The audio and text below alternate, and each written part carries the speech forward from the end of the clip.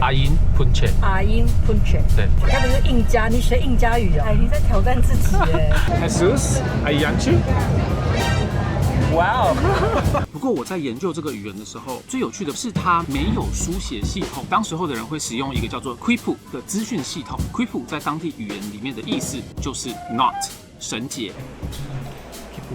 Quipu，对，就是好酷哦，就是它这样是文字吗？对，这些都是文字。他们其实都有他们各自的意思哦。我在飞机上被这些绳结深深吸引，这些绳索是。Hello， 我是阿迪，现在我人在远的要命的南美洲的秘鲁，光是坐在飞机上的时间就要超过24个小时，就是为了要看到传说中的马丘比丘。不过马丘比丘有很多 YouTuber 都已经拍过了嘛，像是强强啊、嘟嘟man都已经来过了。身为阿迪，有什么我能够拍的比较特别的主题呢？没有错，我在飞机上研究了他们原住民的语言。我们现在人在利马的古城区，那我们刚刚身后的那个雕像是圣马丁，他是秘鲁独立运动的其中一个领袖。秘鲁是在1821年从西班牙的殖民统治当中独立出来的。西班牙人一共统治了这块土地大约300年。不过在西班牙人之前，这里的主人是鼎鼎有名的印加帝国。阿音喷泉。阿音喷泉。阿音喷泉。阿音喷泉。对，这个是 Buenos Dias。该不是印加？你学印加语哦？对对对，这是印加语。哇塞，你在挑战自己耶。再来是 Supaiki， 这是谢谢。谢谢。Supaiki。Pampa Chawe。Pampa Chawe。你猜这是什么？大地母亲。可能名字有点像，但是我觉得有关联诶。Pacha妈妈是大地之母。Pampa 是印加语的地板的意思。Pampa Chawe 字面上是把我弄成像地面一样，把我弄扁，但它的意思是对不起。就是说我跟你之间 like smooth things out。好，最后一个 Tupanakis Kama。Tupanakis Kama。对对对 ，Tupanakis Kama。这个是再见。为什么它的语言都这么长？因为它跟那个日文还有土耳其文有点像，它是那个年加性语言，就它的一个字根之后，它后面可以加。对对对，比如说刚刚那个 Tupanakis Kama，Tupana 是相遇，然后那 kiss 是我们，然后 Kama 是知道。所以它全部粘在一起，变成是一个字。我们这次研究的语言叫做 Quechua 克丘雅语，它是南美洲安第斯山脉最重要的原住民语之一，然后也是印加帝国当时候最主要使用的语言。最有趣的是，它到现在都还是一个活着的语言，在秘鲁、玻利维亚、厄瓜多、哥伦比亚、阿根廷都还有人广泛的在使用。目前在南美洲有800到1000万人持续的使用 Quechua。在15世纪的印加帝国 ，Quechua 是整个帝国的 lingua franca， 就是通用语。它的范围是从现在的哥伦比亚南部一直到智利的北部，所以在印加帝国统治的200年间 ，Quechua 就变成了整个安第斯的共同语言。不过我在研究这个语言的时候，最有趣的是它没有书写系统。当时候的人会使用一个叫做 Quipu 的资讯系统。Quipu 在当地语言里面的意思就是 not 绳结。我们现在人在 Larco Museum， 印加文化仅存的几个 Quipu 在这边找得到。它里面反而没有外面这么华丽。这个大叔拿着手机在偷拍我，这是长得好像宝可梦，就是 Kipu， 对，就是绳结，好酷哦！就是它这样子是文字吗？对，这些都是文字，所以它会有个主绳，主绳下面会有一条一条的这些刺绳系上去之后，中间就会有这些一个一个的结。他们其实都有他们各自的意思哦，像这个结就比较大一块，对不对？但是有时候它是一个独立的一颗。有时候2颗放在一起，像这一个打成一个8，但有一些它会再延伸下来，另外的一个分支，然后也会有像这样颜色不一样的一条线。我在飞机上被这些绳结深深吸引，这个太适合埋头研究了。绳结的资料比起埃及象形文字少很多，原因是因为它其实是真的很最近才被解开。时间回到1912年，一位叫做 Locke 的老师，他到了纽约的博物馆里面看到了绳结，然后他把其中一节有5个绳子的绳结记录了下来，就光靠了那一节解开了这个语言的记录逻辑。这边我要插个话，他名字叫做 Locke， 解开了跟绳结相关的谜团，真的是命运之子哎！当初解开了最初那把作为钥匙的绳结，画出来给大家看。首先是先有一个主要的绳索，然后接着有4条绳索系在这个主要的绳索上面，然后再来有一个不同颜色的绳索，把这4个绳索连在一起。所以 Locke 当时候研究的绳结展开来就会长这样子：1、3、4、3、6、6、2、5、558。如果你是 Locke， 在1912年没有网络、没有 AI， 你看着这些数字，你会觉得它是什么意思？我把这张图放个5秒，大家思考一下。然后这边就是图放中间，然后后面是这个。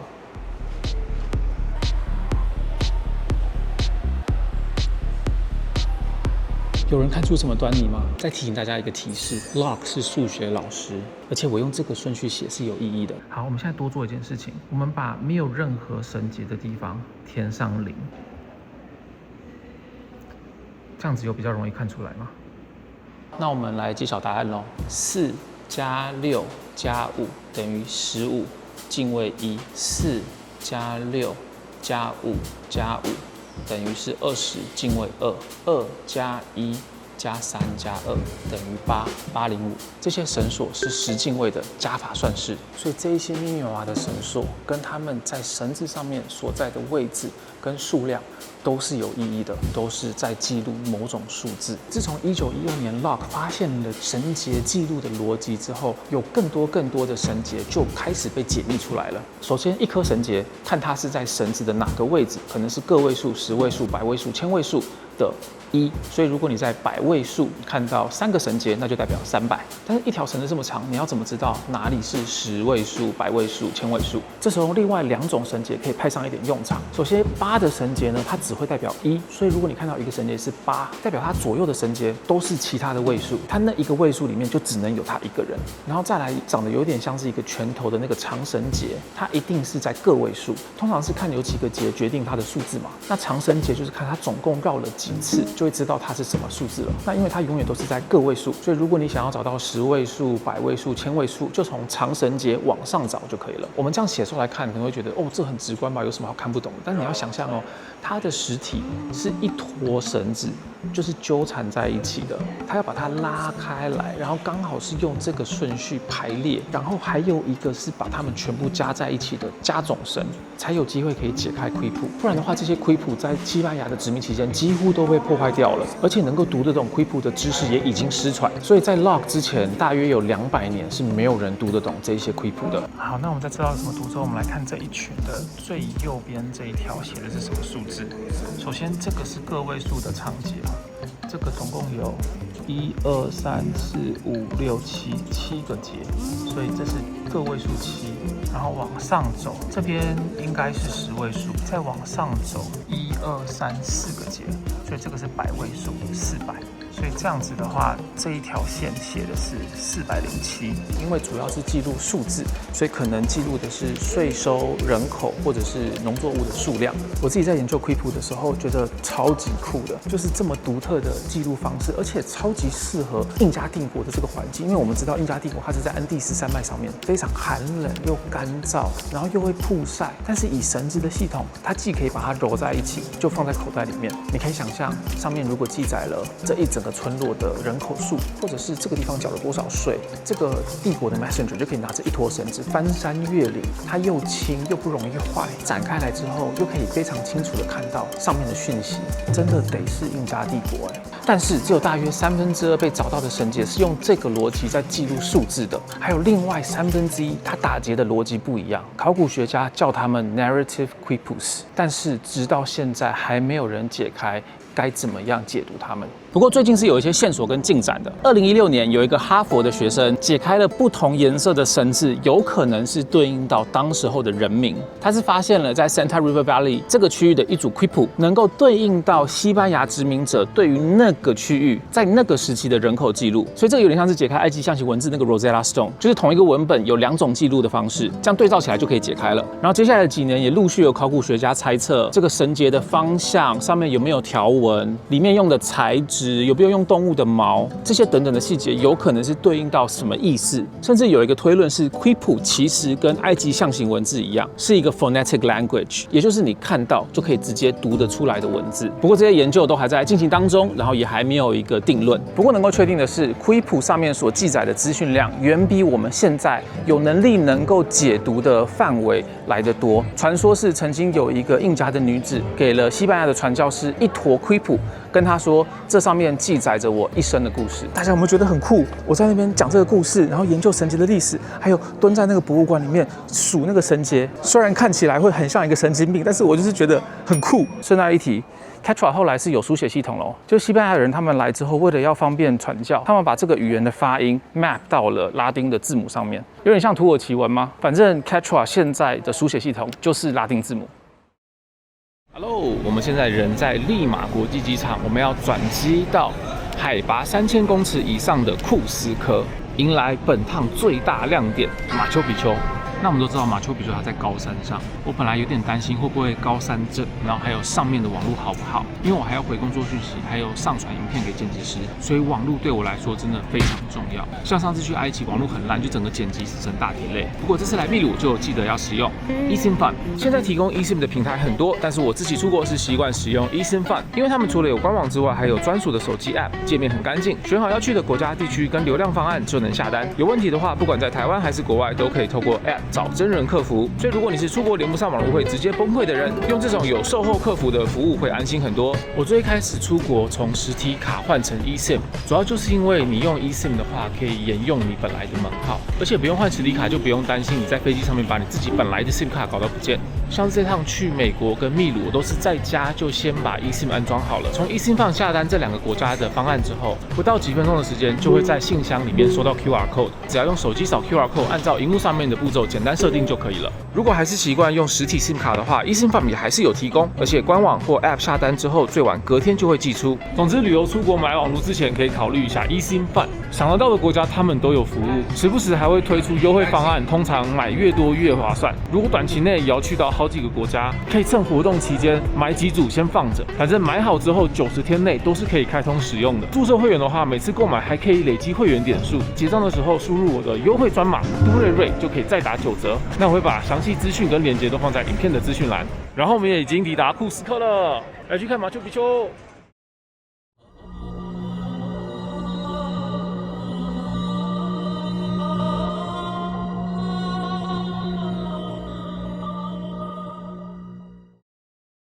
这边提醒大家，要去马丘比丘一定要带护照，因为它全部都实名制，很严格。如果没有护照是不会放行的。所以我们待会就是搭2个小时的火车，然后就到马丘比丘。我们等一下搭2个小时的火车会先到热水镇，热水镇，然后热水镇再换巴士，搭大概半小时才会到马丘比丘。你这些票是不是很久以前就先订好了？大概2个月前就要开始抢票，票就是没了就没了，而且它票有分3个路线，然后我们这一次是走就是最热门的路线2，所以来之前还要先研究好说你想要走什么路线。我如果买2路线，我就不能转1。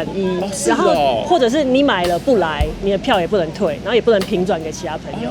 所以来秘鲁的顺序应该是先确定你订到马丘比丘的门票之后，然后再订火车。那像我们这一次搭的火车是叫 Vista Dome， 然后等一下就是你上火车就会发现那个整个是全景的玻璃窗，所以它还有分不同的。那一个是 Voyager， 就是一般的比较一般，然后 Vista Dome， 然后还有一个非常高级的宾航，一个人大概800美金，然后我们的票大概是100多美金。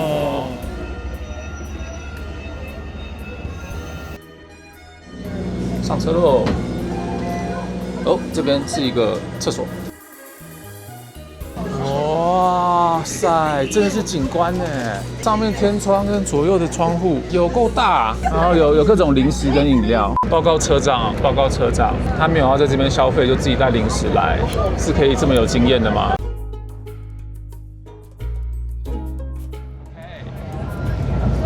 So this is our guide for the Cusco area. Hi, my name is Jesus. Jesus Ayanchi. Wow. Alimi Kani. Yeah, wow. It's the first time I heard someone speaking Quechua. That's so impressive. It's fun. Something that I like to do before I visit a new country is to learn like their native language. So how much do you learn? Not much, just the basics like supaiki, ainpunche, amahina. Right. Yeah. Very good. Do you speak fluent Quechua? Not fluent, but I can speak. I can understand. It's important for us because not everybody here speaks Spanish like 100%. Like 50% of Cusqueñans speak only Quechua. Ooh, okay. When the Inca civilization settled here, so they made it like a universal code for them. Yeah, to rule over the Andes series. For example, my wife, she's very fluent Quechua, very fluent. My grandparents, they are very fluent Quechua as well. Wait, but do you have to learn Quechua in school? Before, we didn't have that chance. Okay. But now, my kids is mandatory. Oh, okay. Mandatory. If you know Quechua, if you're a doctor, if you are a lawyer, you get, I mean, the government considers that. You get extra bonus. Oh, like you get a subsidy? Of course. Oh, you can actually work in remote areas. They give you some extra bonus because you will be able to communicate with the community. True.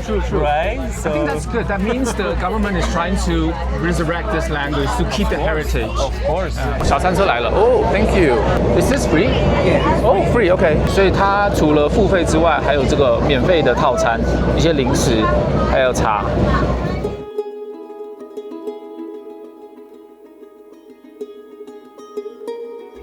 外面还有驴子，哇，好多梯田。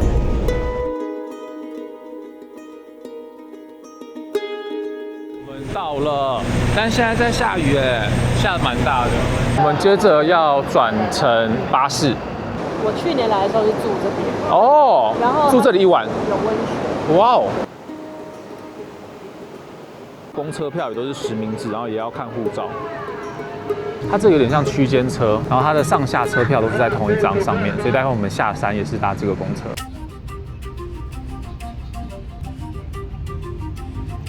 啊，对了，我忘记介绍，我一直有带着一个红皮跟着我一起，他今天会一起来探险哦。我们等一下走上去之后，还会再走下去那个城里面。然后他们一直有想说要把那一区整个关闭哦，所以这又是另外一个早来早享受的，因为说不定之后关了，你就没有办法在城市里面走了。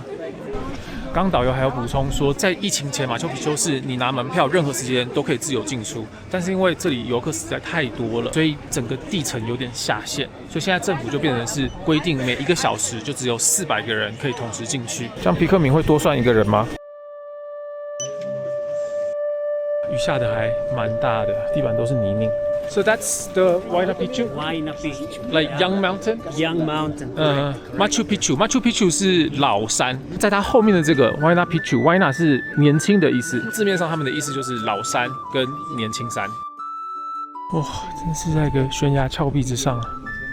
然后这个仓库的位置啊，它算是在整个山谷的最前面，山谷进来的风就会让这里面的东西很干燥。我们前面讲到的那个 Quipu 就是绳结，也很常会在这边记录这个仓库里面有多少东西，因为是记录数字。所以如果当时候有 Quipu 的话，应该在这里面能够找到很多。但是现在整个马丘比丘里面是没有存在任何的绳结了，他们都被拿去博物馆里面，或者是就在这个环境当中，因为就是很潮湿又会曝晒，都会自然的分解掉。哇，看到了马丘比丘，哇，好扯哦！看到了，才是个全貌。他找到了红皮，属于你的马丘比丘。而且这里真的有一个花，可以帮你拿马丘比丘的明信片。马丘比丘 ，get。我觉得有下雨增加这个雾，其实有变得更好看，很像仙境。而且可以看到好多的细节，它有很明确的城市的分布。然后这边看过来，这里也有另外的住宅区。哇，这个天气其实还蛮幸运的，还有非常多层要爬，它每一层都可以看到不同水平的这个城市。这里的海拔又很高，所以容易会有高山症，或者是你稍微动一下之后就会有点气喘吁吁的。也没有什么在下雨了，对，很赞哎。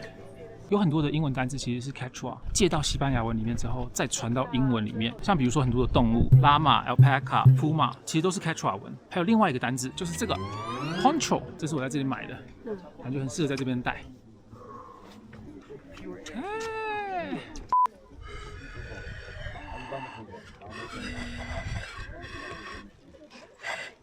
记得要帮我后置音乐哦，不要用原音。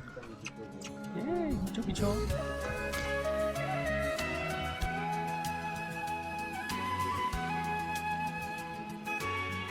皮克敏找到了新的饰品 ，Sambonia， 这是这里的乐器哦。Jesus 超会拍的，天哪！超强。Jesus Turn and look that mountain over there. 哇 Yes, look here. 昨天还想说我要来测试一下他会不会拍，然后就今天大展身手。之后都指定 Jesus。我们在这里大概拍了300张照片，大家都满意了吗？非常满意，满意。好赞。被荒废之后，因为这里实在太隐秘了，没有被西班牙人发现，所以才能够这么完整的保存。在1911年，有一个美国人误打误撞的找到了马丘比丘，然后还把它登上了《时代》杂志，马丘比丘才在全世界开始爆红。合理推论 ，Quipu 它是1912年解开的，所以应该是因为1911年马丘比丘的热潮，才让非常多人开始关注印加的历史文化。想说啊，不然我们来解解看这个失传的神祇语言好了。By Mr. Haramingan back in 1911. 哦 ，The first picture. Yes. 当初印加帝国的时候可能长的样子。马丘比丘城的正式入口。哇 ，Cat， 你有2个随行摄影师哎，还有第3个，现在影片还有影片版本。现在还有很素食。乐极生悲，他直接坐到水上面，他这后面整个都在滴水。这边这个区域就是城门一进来的，这里的建筑大家可以看这个石头。刚刚导游说，这个石头的结构代表说这里住的人没有到那么重要。粗糙的石头不是一样的大小，有点小碎石，然后中间要不同东西把它粘在一起，所以这样的建筑物很快就可以盖好。这边这些梯田是第一个被建造的，因为这里降雨量很多，所以必须要周遭都有梯田，才不会有土石流。好漂亮，越来越靠近了，我们要走进城市里面了。好，我们现在要去看太阳神庙，就是下面这个，这是太阳神庙。Is an original picture. 6 o'clock on June 21st, and the sunbeams enter that window. 哦 And touches the center part of the petrol. 其实说是一个神庙，也有点像是一个日历了。只要太阳是刚好打到那一块的时候，印加人就知道哦是新的一年开始了。然后对他们来说，6月是新年。印加人活用大自然。哇，那里有落马哎，好可爱啊，过得好惬意。这边是马丘比丘主要的广场。哇，你看这建筑物完全不一样等级的石头，这么的密合跟精致。然后这是一个建筑到一半的证据，这一个 plaza 还没有盖好，他们还要再把这个石头拖过来，可能盖在那一边，这个也还没盖完，这应该是要把它整个敲掉的，这就是已经敲完的状态，所以它在荒废的时候，马丘比丘还没有完全盖完。哦，我们走到城市的核心了。我觉得第2条路线真的是最棒的，而且我觉得他们有这样子管制也很好，因为游客没有到超级多，一次进来的人是一个还蛮刚好的人数。哇，落马好近啊，结交新朋友。等到你们乡下人都想玩这种无聊的那不理你。马丘比丘这边只有1个小时可以逛，真的非常的不够。我自己在做功课的时候，有发现很多很有趣的点可以分享。关于印加文化未解的谜团，包含为什么印加跟埃及都同时有金字塔跟木乃伊，然后还有马丘比丘啊、梯田这些是怎么样建造出来的。这些内容我会把它补充在会员影片里面，大家有兴趣的话呢，可以到会员频道看。Jesus 一直说我们这趟超幸运，真的。因为我吧，因为我人品好。是你吗？对啊，哦，但是我去年也是一开始阴的，后来就散掉，但是这次又更好哦，所以可能有你的加持哦，可以，哎，很会说话。他原本只是要说是因为他的时候，我准备要呛他了，就他最后把我 include 进来，没办法就只好同意。对，的确是，对，2个人品都很好。然后我们最后走回去，不是照原路走，它有点像是一个圈。我们现在是在绕马丘比丘的外围，再走回原本一开始的入口。然后我这边要最后讲一件事情，医生放超屌，在马丘比丘4G 满格，刚刚拍的限动直接发了出去，医生放推荐。以上就是我们学习印加的绳结跟拜访马丘比丘的影片。我觉得马丘比丘很能够象征印加文化，它不只是一个废墟遗址，它更是一个没有办法被完全读懂的故事。因为印加文明没有留下真正的文字，有很多的历史跟知识都是用绳结或者是口口相传来保存下来。但是在西班牙入侵之后，很多东西就这样子消失了。